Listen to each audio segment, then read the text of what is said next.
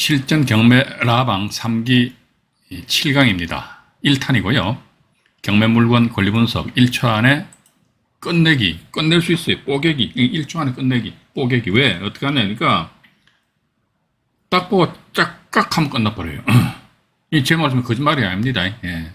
경매 처음 입문하신 분들은 아마 어떻게 그 1초 안에 끝나냐. 끝난다니까요. 그래서 일단은 왜 그러냐니까 지금 제가 또 말씀드릴게요. 저는 항상 제가 그런 식으로 이제 경매 물건에 대한 분석을 합니다. 어떻게 하니까 경매 정보를 봐요. 째깍 끝납니다. 뭐 봐가지고 그러니까 모르는 것도 있어요. 제가 뭐 이건 제가 아마 다른 영상물에서도 말씀드린 것 같은데 제가 모르는 게 있다 그러면요 저는 그거 완전 폐쇄해 버립니다. 안 해요. 그거 뭐랍니까? 그죠? 항상 뭐 입버릇처럼 말씀드리잖아요. 석사, 박사 논문 쓰는 게 아닙니다. 우리 경매 공부하는 목적이. 그죠? 그래서 일단은, 평범한 물건에 대해서 나름대로 입찰을 들어가시고, 물론 그렇습니다. 일단 뭐 지분 경매라든지 또 유치권이라든지 법정기 상권 이런 물건 같은 경우는 그래도 소위 특수한 물건이니까 약간 조금 더 심도 깊은 어떤 지식을 요한단 말이죠. 그런데 요하더라도 우리가 1초 안에 끝난다는 건 뭐다? 경매 정보지를 딱 보면서, 요거 내가 분석을 해볼 가치가 있다, 없다. 그거 판단하는 거예요. 1초 안에, 그러니까, 됐다. 그죠? 이게 1초 안에 끝나야 되는데, 막, 이게 된 건지, 안 된 건지, 이게 막 맨날 해가지고 말이지, 10분, 20분 질질 끌어버린 다음에 이게 죽도 밥도 안 된다고. 그래서 딱 보고 나서, 됐다. 알았어. 사건 번호 적어 놓고 나서, 그 다음에 2차적으로 이제, 나름대로 분석을 좀 해봐야겠죠. 그죠? 예. 해보고 나서, 이거 괜찮다. 그때 또 3차적으로 현장 나가가지고, 가격에 대한 조사 분석도 해보시고 뭐 그렇게 하셔야 되지 않을까 하는 그런 생각을 가지게 됩니다. 그래서 이게 경매 물건 권리 분석 1초 안에 끝내기 이거 제가 어떤 그 뭡니까 썸네일 해가지고 말이죠 이상하게 낚시성 이런 썸네일 아닙니다. 이거 실제 그렇게 할 수 있다는 거 말이죠. 자 그렇게 이해하시면서요 자료를 펼쳐 놓고 오늘 방송을 진행을 하도록 하겠습니다. 실전 제7강이고요. 화면을 잠깐만 조정을 하도록 하겠습니다. 조금만 기다리시기 바라겠습니다. 네, 됐습니다. 오늘이 보니까 2023년 7월 31일, 7월달 마지막 날이네요. 그죠? 그래서 오늘 방송 끝나고 8월달은 아마 곧 8월 2일 날, 이번 주 수요일 날 또 방송 연이어 진행됩니다. 우리 시청자 여러분들은 휴가 땡겨 오십시오. 저는 휴가 안 갑니다.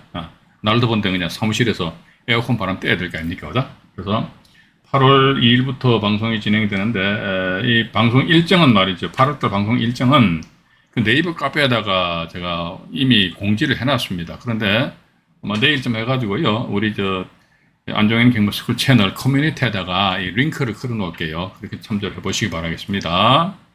이 권리 분석 쉽게 하는 방법은 나와 있잖아요. 어떻게 하는데 이게 어려운 거 안 하면 돼요. 이게 지금 제가 말장난하는 게 아닙니다. 어려운 거 안 하면 안 하시면 된다니까. 말하고 저 어려운 거 막 복잡한 거 막, 쥐 없는 머리카락 막 쥐어 뜯으면서 같이 할 필요가 뭐 있냐. 저는 없다고 보고 있습니다. 그래서 보니까 이번에는 이제 권리 분석 쉽게 하는 방법 해가지고요. 이제 권리 분석 쉽게 하는 방법 나와 있고, 부동산, 이게 원래 권리 분석이라는 것은요. 부동산 등기부 등본 분석하는 거하고요. 부동산 상해 권리 분석입니다. 이게 부동산 등기부 등본 분석하니까 여기서 어떤 소멸 기준 이게 나와가지고요. 뭐 이거보다 앞에 있냐 뒤에 뭐가 있냐 여기에 따라가 인수냐 소멸이냐 그거 하는 것이고, 부동산 상해 권리도 역시 마찬가지 소멸 기준 권리를 따져가지고 부동산 상해 권리자 중에서 대표 주자가 누구더라? 그냥 주택 임차인이잖아요. 그죠? 근데 주택 임차인이 소멸 기준 권리보다도 빨리 전입 신고했냐 아니면 늦게 전입 신고했냐 그거 딱 보는데 그게 1분이 걸립니까? 2분이 걸립니까? 그 째깍 주거용 부동산이면 주거용 부동산이다 그러면요 등기부 등본 보시고 다음에 부동산상에 임차인이 있다면 임차인 보시고 각각 0.5초씩 배분하자니까요. 이 제 말장난하는 게 아닙니다. 째깍 1초에 끝나버린다. 그럼 됐다. 이런 식으로 여러분들 빨리 정리를 하셔야지만 경매 물건을 말이죠 빨리 보고 그냥 내가 임장을 나갈 것인지 말 것인지. 요즘 같은 경우 날씨가 말이죠 엄청 더운데 말이죠 가가지고 씩씩거리면서 말이지 임장을 갔다 오고 나서 엄마야 하면 완전히 헛걸음 해버리면 여러분들 어떻게 하시랍니까? 그죠? 그래서 일단 임장 나가시기 전에 요게 됐다 아니다 요즘 같은 경우 가뜩이나 낙찰 받기도 어려운단 말이지. 그래서 상당히 신중을 기하셔가지고 나름대로 입찰 참여 여부를 결정을 하셔야 되지 않겠느냐 하는 그런 생각을 가진다는 것입니다. 그래서 보니까 부동산상 권리하니까 소멸 기준 권리 해가지고요. 대표 주자가 부동산상의 권리는 뭐가 있습니까? 임차인이잖아요. 임차인, 그죠? 임차인이 있습니다. 임차인 같은 경우는 소멸 기준을 따져가지고 앞에 있으면 인수고 뒤에 있으면 소멸이다 할 때 그렇게 나오는데 또 임차인 말고 또 권리들이 뭐 있습니까? 유치권. 유치권 하니까 유치권자는 유치물을 점유할 수 있대요. 왜? 그러니까 그 유치물로 인해서 발생된 금전 채권이 있으면 그 금전 채권을 보전하기 위해서 유치물을 점유를 할 수 있답니다. 이래서 이런 경우는 유치권자 같은 경우는 유치권 자체는요, 성립 요건만 갖추었다더라 그러면 그때 소멸 기준 권리가 아무런 관계 없어요. 아무런 관계 없습니다. 또 하나 더 뭐 있습니까? 법정 지상권 있잖아요. 그죠? 법정 지상권 이것도 역시 마찬가지.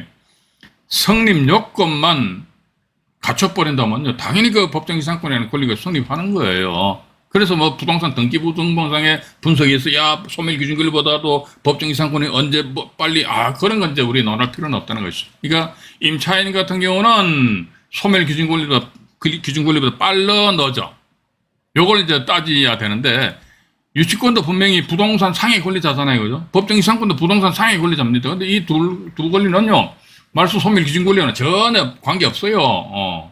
어떻게 한다고 그러면 어떻게 단지 이 사람들의 어떤 이런 권리를 주장하는데 발생 유치권 또 법정 지상권이 성립되었다면 성립되는 성립 요건이 갖추었느냐, 성립 요건을 갖추었다 하더라도 그러면 당연히 이렇게 성립돼 버린다는 걸 일단 그렇게 보시고요.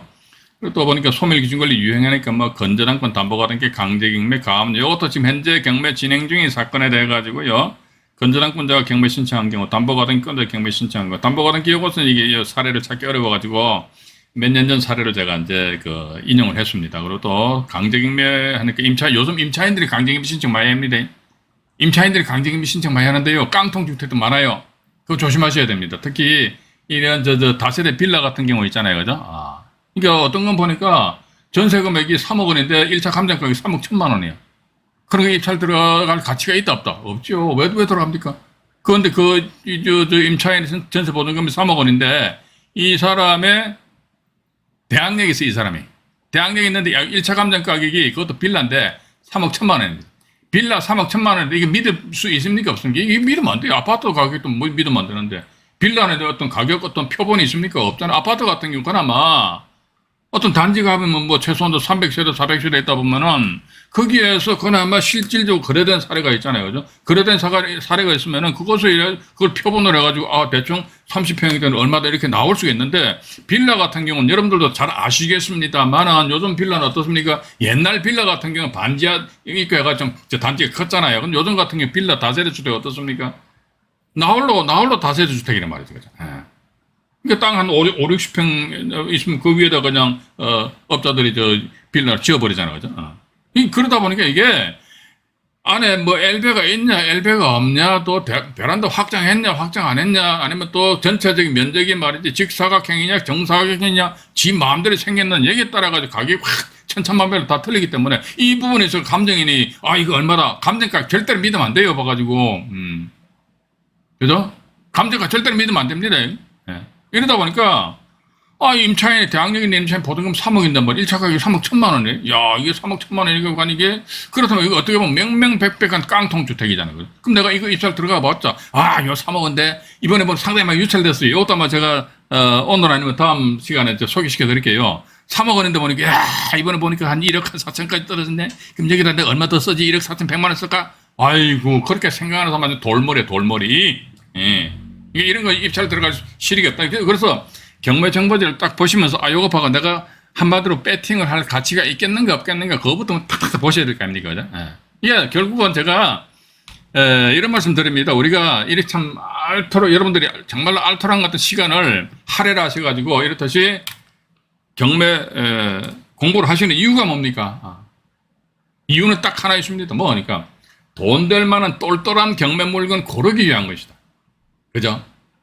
경매 물건 고르기 위해서는 뭐 어디를 통해서 고릅니까? 물론 뭐 대법원 홈페이지 들어가더라도 그 법원 경매 물건에 대한 정보를 제공해주고 있었는데 그거 가지고는 이게 부족해요. 그건 공짜입니다. 그런데 일부 유튜브 상에서도 보니까 뭐 대법원 홈페이지 그거 활용할 수 있다 그러는데 제발 그렇게 그 가지 마시고요. 돈 내시고 경매 정보지 보세요. 뭐 그것도 비싼 경매 정보지. 그죠? 요즘 보니까 무료 경매 사이트도 있습니다. 뭐 사이트도 있는데 물론 그거 보셔도 되고요. 그런데 저 같은 경우는 뭐 요즘 뭐 실명을 거론할게요. 지지옥션이라든지 그 구독션이 옥션1으로 이름 바뀌었죠. 그죠? 그 다음 태인 컨설팅인가요? 그 다음 또 이제 우리가 방송에서 제가 사례를 경매 정보지를 보여드리는 그 스피드 옥션.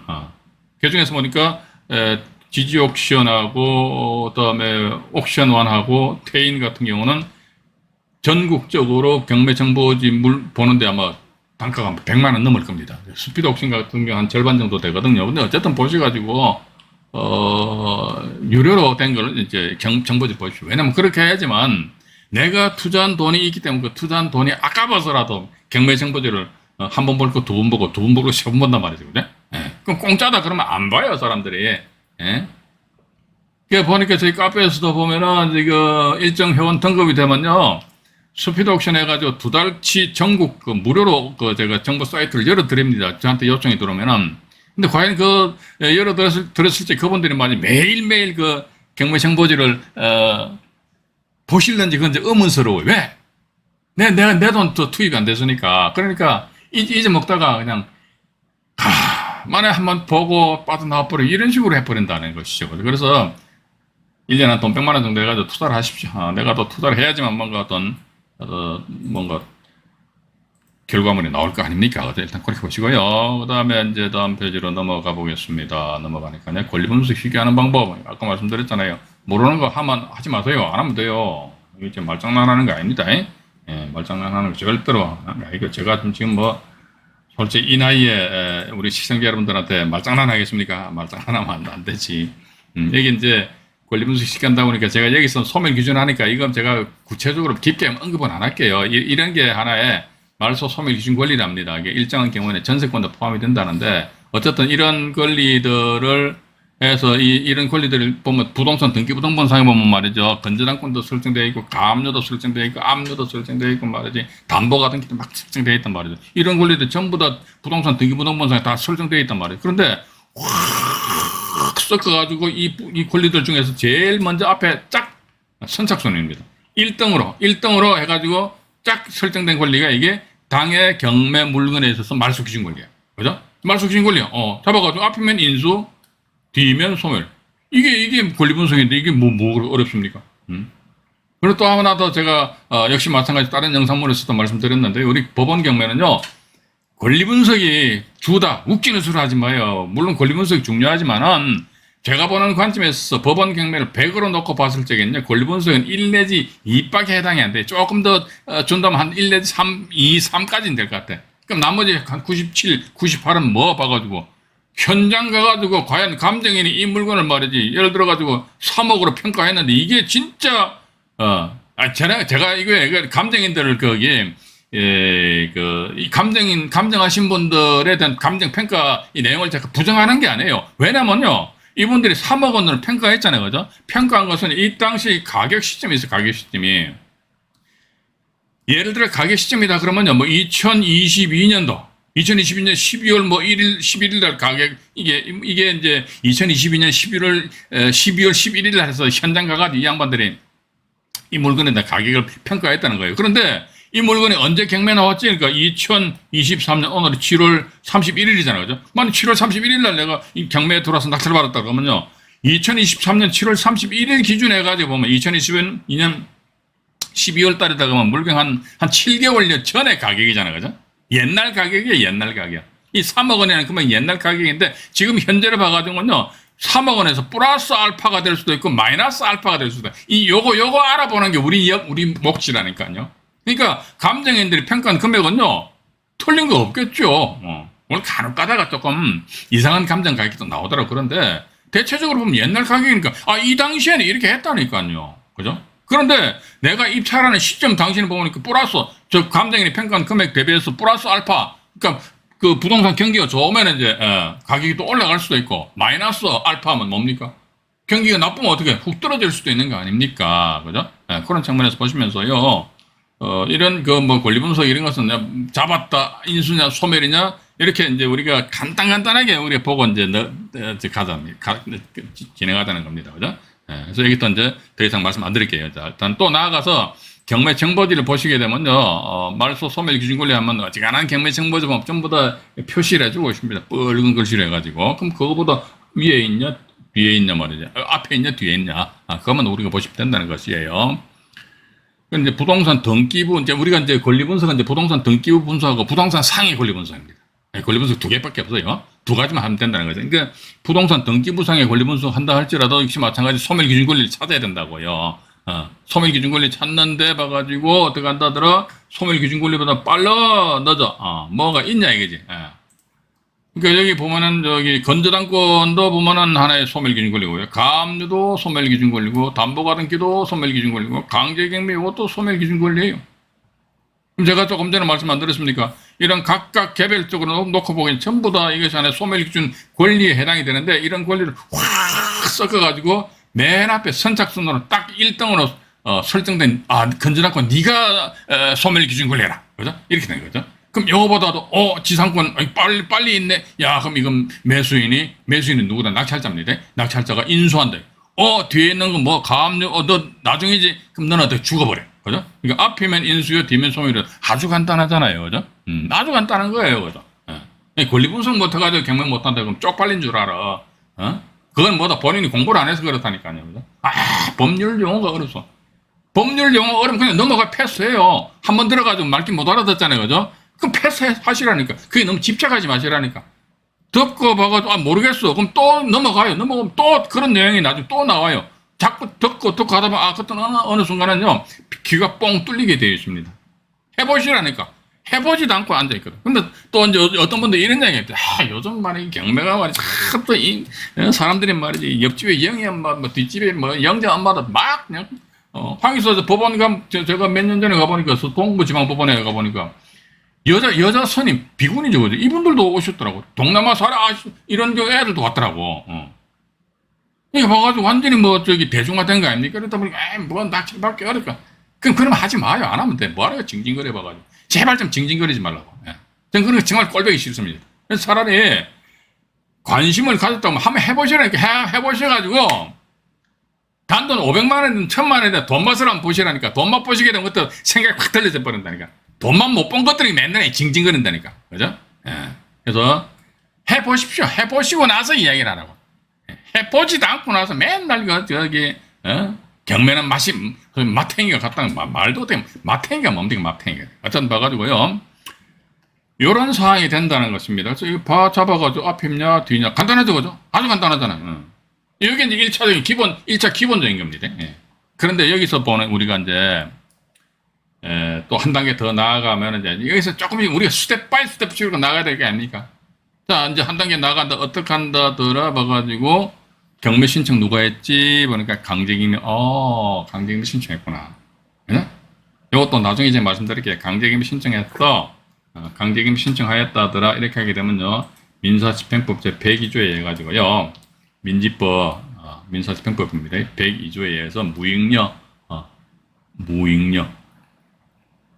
무익료에 의해 내가 낙찰받더라도 매각 불허가라는 것은 법원에서 경매도 일종의 하나의 매매의 한 행태잖아요. 그죠? 우리가 일반 부동산 산다. 어디 가서 삽니까? 그 부동산에 소유하는 그 지역의 부동산 중개업소 가시잖아요. 법원도 중개업자예요, 중개업자인데요. 공인중개사들은 그나마 국가에서 인정해주는 공인중개사 라이선스가 있는데 법원은 공인중개사 라이선스 있습니까? 무자격자들이라니까요. 그죠? 근데 어차피 우리 법원 가가지고 그 물건 사는 거 아닙니까? 법원 가서 물건을 사가지고 산다는 것은 뭐다? 내 입찰기일 날 입찰표 쓰는 거예요. 내가 사겠다는 그런 의사표시지요. 근데 내가 낙찰 받았습니다. 받고 나서 보니까 일주일 있다가 보니까 불허가래, 불허가. 불허가는 뭐다? 너한테 안 팔아. 안 팔겠다는 겁니다. 불허가는 거지. 그래서 이게 이런 강제경매 경매 신청권자에 따라가지고 때려는 봐서 무익료가 될 수도 있고 또 때려는 봐서 대소위도 아니고 중위도 아니고 무슨 변제, 대위 변제. 이런 멘트는 제가 1기 라방하고 2기 라방에서 아마 수차게 말씀 많이 드렸습니다. 그래서 이제 경매 신청, 우리가 항상 경매 정보지를 보신다고 그러니까 뭘 봐야 되죠? 그러니까 볼 거 많아요. 볼 거 많은데 그 중에서 뭐 봐가지고 경매 신청 누가 했냐 이거지. 순순히 저당권자가 했냐 아니면 엉뚱하게 말해 본사건처럼 다른 제3자가 강제경비 신청했느냐 그거 보시고 또 두 번째 봐가지고 야 이거 봐가지고 누가 대의변제 뭡니까? 빚을 대신 갚는데요.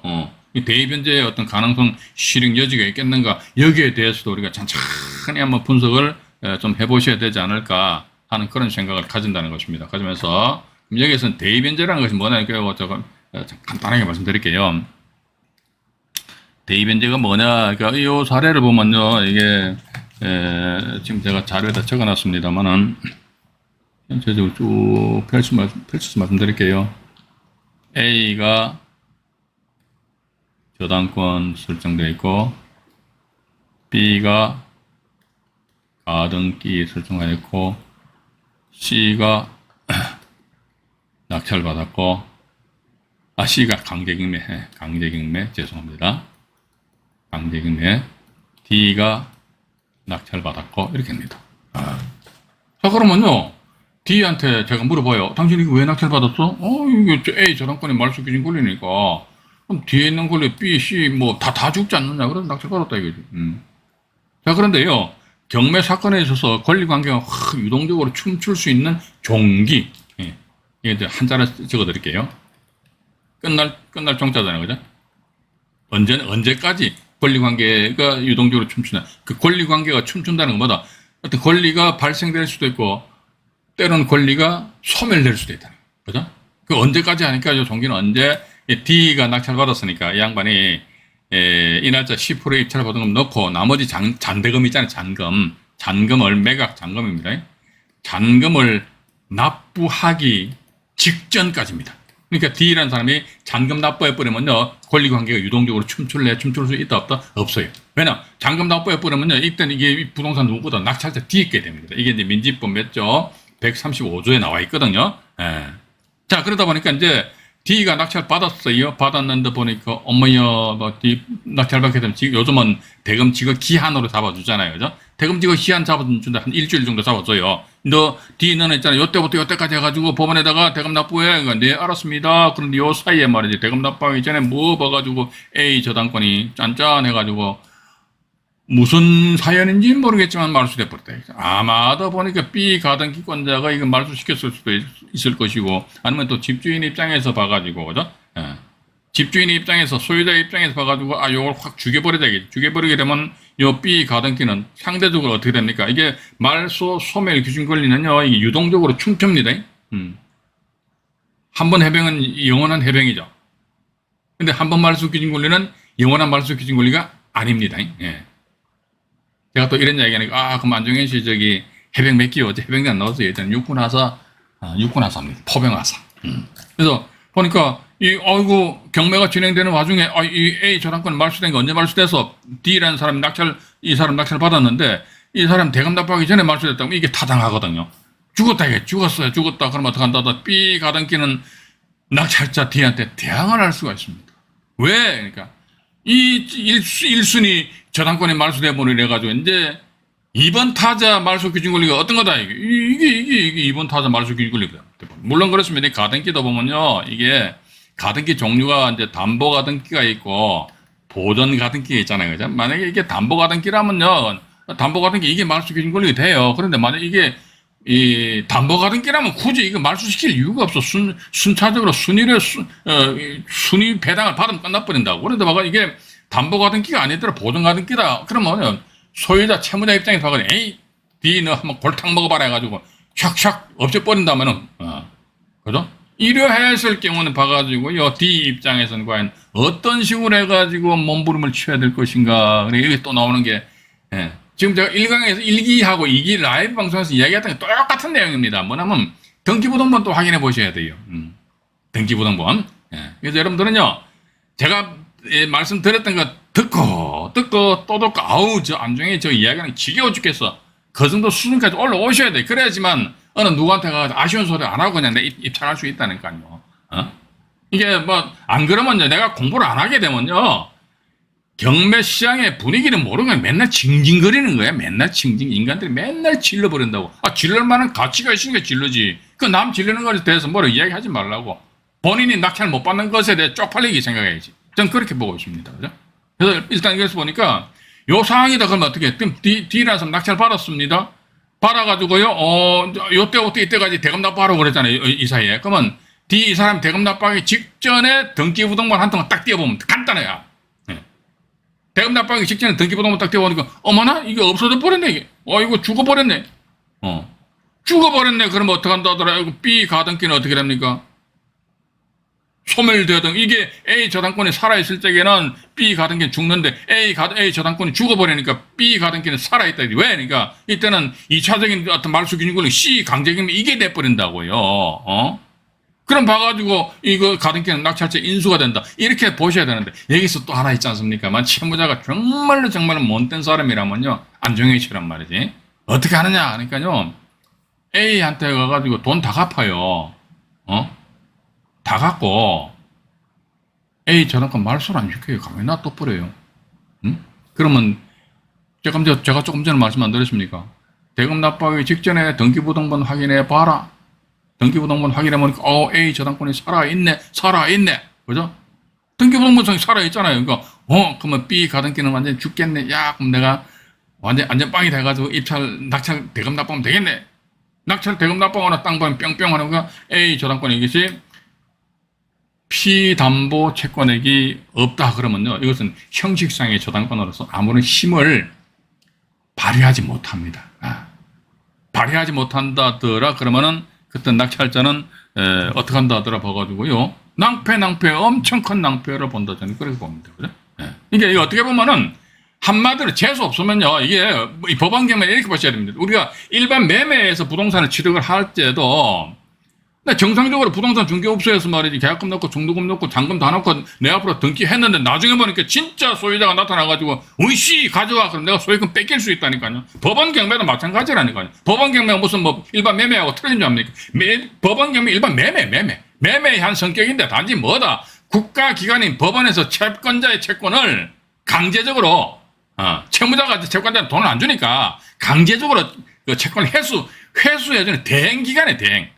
법은 대행을 해주는 것밖에 없습니다. 그래서 봐가지고 내가 낙찰 받았는데 받았음에도 불구하고 낙찰자에 내가 소유권을 상실하는 그런 경우도 간혹가다 있어요. 그럼 여기에 대해서 방지할 수 있는 방법이 있느냐? 제가 볼 때 특별한 방법은 없는 것 같습니다. 단지 이런 일이 나한테 발생되지 않기를 기도할 따름이다. 저는 그렇게 보고 있습니다. 그죠? 일단 그렇게 보시면서요. 여기 이것도 요거 있네. 요거 임차인에 대해서는 제가 조금 이따 요거 화면 정리를 하고 나서 2부 방송에서 제가 말씀드리도록 하겠습니다. 따라서 어쨌든 제가 보는 관점에 있어서는 부동산 등기부상의 어떤 권리분석은 봐가지고 이렇듯이 확 섞어가지고 제일 먼저 앞에 설정된 것이 하나의 말소 소멸 기준 권리더라. 그런데 봐가지고 다른 제3자가 강제경매 신청. 어쨌든 제3자가 강제경매 신청했을 때에는요, 무익녀에 의해 가지고 매각 불허가가 날 확률이 있을 수도 있고, 또 두 번째 봐가지고 이렇듯이 선순위의 저당권 등의 어떤 그런 권리가 소유도 아니고 중위도 아니고 대위 변제에 의해서 권리관계가 유동적으로 춤출 수 있는데 낙찰자 입장에서 이게 말소되었는지 말소 안 됐는지 법원에서 조사도 몰라요. 물론 그렇습니다. 봐가지고 이제 낙찰자가 대금을 납부하고 나서 대금 납부하게 되면은 그 뒤에 법원에서는 배당기를 잡아주잖아요. 그죠? 원래 배당표는 배당기를 3일 전에 배당표가 확정이 된다고요. 그런데 중요한 것은 제 말씀 잘 들으십시오. 당의 경매 물건에 저당권이 있는데 저당권자의 사람이 있으면 이제 법원에서 저당권자한테 통보가 가요. 여봐, 저 채권 계산서 제출해. 채권 계산서 제출하라 이거죠. 어떤 이제 배당 요구 종결까지 일단 통상적으로들 채권 계산서 제출하잖아요. 그죠? 그럼 봐가지고 이분이 낙찰을 받을 그 전에 보니까 배당 요구 종결이 잡혀 있으니까 이때 채권 계산서를 제출하였을 수도 있겠죠. 그죠? 그럼 더더군다나 D 입장에 봐가지고 법원 문건 접수 내역 보니까 A 저당권에 채권계산서를 제출했네. 야, 이게 완전히 안전 빵이구나 말이지. 그래서 또 내가 낙찰을 받고 나서 대금 납부하려고 하기 전에 등기부등본 띄워보니까 아이고 이것도 살아있네. 야, 완전히 안전빵이구나. 야, 이거 진짜 마음 놓고 이거 이번에 말이지 한 10대 번 떨어졌는데 아이고 대단히 참 다행이 돼가지고 근데 나중에 이런 사태가 발생이 되었다. 이런 사태가 발생되었을 될 걸 우리가 예측할 수 있느냐? 제가 볼 때는 제가 만약 이런 내용을 저한테 질문 주신다면요, 저는 예측할 수 있는 방법은 있다 없다? 저는 없다고 보고 있습니다. 단지 뭐다, 이게 어떻게 보면은 A 저당권자의 설정 최고액이 설정 최고액이 많으면, 그런데 또 이게 설정 최고액이 아니잖아요. 이 설정 최고액이 뭐냐면 채권 최고액인데, 부동산 등기부 등본상에 보니까 A 저당권자의 채권 최고액이 예를 들어 10억입니다. 10억. 10억이면 야, 그럼 안 돼요. 봐가지고 설정 최고액은 10억인데 말이죠. 이 10억에 터져온 채권액이 단돈 1000만 원일 수도 있고 아니면 100만 원일 수도 있고 왔다 갔다 합니다. 근데 이게 실제 채권액이 이게 1000만 원이다 100만 원이다 아니면 빵원이다 이거 알 수 있는 방법이 있다 없다? 없어요. 없다니까. 딱 하나 뭐 있어요. 뭐냐면 이게 낙찰을 받기 전에 이분들의 채권계산서를 만약에 제출하였다면은, 그죠? 채권계산서를 제출하였다더라, 그러면 어떻게? 민사집행 사건 기록부를 열람을 할 수 있다면, 우리가. 그때 봐가지고, 얘가 채권계산서 제출했구나. 이 사람의 설정 최고액이 10억인데, 보니까 이번에 청구 채권액이 9억 5천만 원이구나. 와, 이때는 뭐다, 이게? B 입장에서 봐가지고, 그러니까 이 가등기권자 아니면 채무자 입장에서 봐가지고요. 예를 들어서 이 물건의 값어치가 뭐 한 5억 정도 되는데 말이지. 5억 정도 되는데 와가지고 이 사람들이 채권 최고액이 그 채권 신고한 금액이 9억이다 그러면. 그럼 이게 배보다 100억이 더 크기 때문에 이건 죽었다 깨어나다 이것은 대의변제 등에 의해서 이런 권리 관계가 유동적으로 춤출 수는 없거든요. 근데 그러한 사실관계를 우리 일반 투자자 입장에서는 봐가지고요. 민사집행 사건 기록부를 접할 수 있는 방법이 있다 없다? 없어요. 왜? 안 보여주니까 법원에서. 안 보여주니까 없다 이거죠. 그래서 오늘도 아차산 불곰님 들으셨나 모르겠네요. 우리 아차산 불곰님하고 그때 카페에다 막 글을 올렸었잖아요. 뭐냐면 이거 열람시켜줘라. 근데 보니까 국민권익위원회인가요? 안 들으셨네요. 오늘 안 들으셨네. 안 들으셨네. 그래서 안 보여주니까 우리는 이런 쪽으로 이제 참 이게 좀 난감하다라는 그런 말씀을 좀 드려보고 싶습니다. 일단 여기서는 말이지요. 지금 여기 부동산 등기부상의 권리 분석에 대해서는 개략적으로 말씀드렸고, 화면 정리를 한 이후에 부동산상의 권리 분석 아니십니까? 여기에 대해서 제가 조곤조곤 말씀을 드려보도록 하겠습니다. 3기 제7강 일부 방송을 마치도록 하겠습니다.